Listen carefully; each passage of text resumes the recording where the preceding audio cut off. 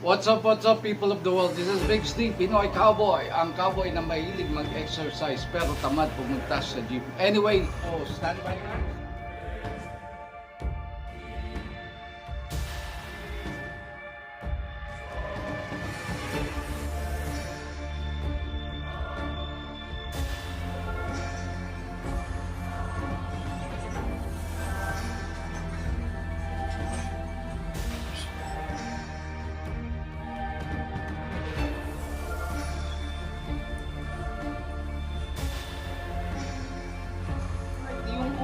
Alright guys, and for the obliques, we're going to do the torso rotation, alright? Something like this, but with the resistance band. And it goes something like this, guys.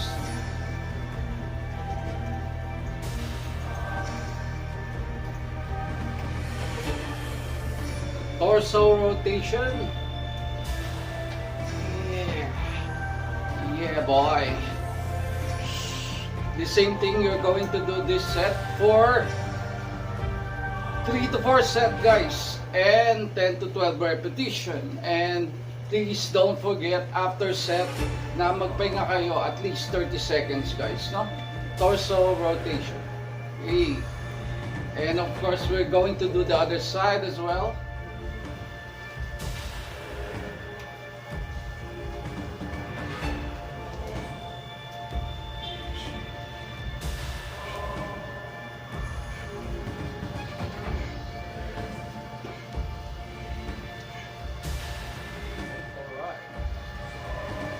Torso rotation.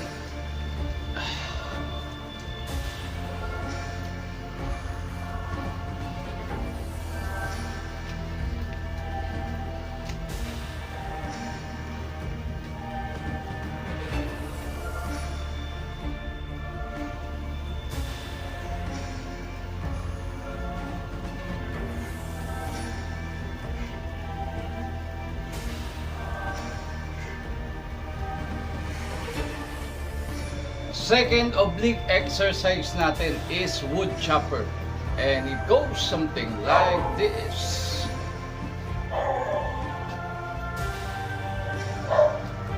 So para lang kayo magsisipak ng kahoy. Ready? 1, 2, 3. Alright. Woo! Sibak. Sibak ng kahoy. So ang pagsisibak ng kahoy, wood chopper, 3 to 4 set guys, and of course 10 to 12 repetition. And of course don't forget na magpahinga kayo every set at least 30 seconds. Alright, wood chopper, sibak, sibak, sibak, sibak. Other side.